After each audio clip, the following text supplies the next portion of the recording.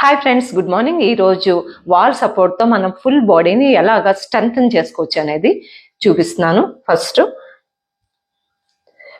Normal push-ups చేయలేని వాళ్ళు wall push up చేయండి.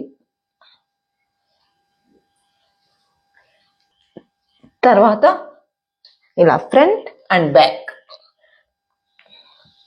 సో హిప్ మజిల్స్ కూడా స్ట్రెంగ్తన్ అవుతాయి. Third exercise wall SIT. మీరు ఎంతసేపు ఇలా హోల్డ్ చేయగలిగితే చక్కగా ఇలా హోల్డ్ చేయండి.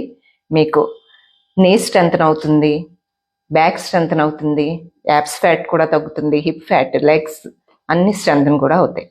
మనం కాఫ్ మజిల్స్ని స్ట్రెంగ్తన్ చేసుకోవడానికి ఇలా కాఫ్ మజిల్స్ని ఇలా స్ట్రెంగ్త్ చేసుకోవచ్చు. సింగిల్ లెఫ్ట్ కాఫ్ మజిల్, తర్వాత ఇలా టోస్ని అప్ చేయండి,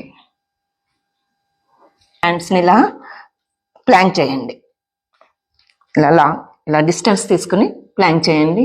మీకు ఫుల్ బాడీ స్ట్రెచ్ అవుతుంది. ఇవి నార్మల్ పుషప్స్.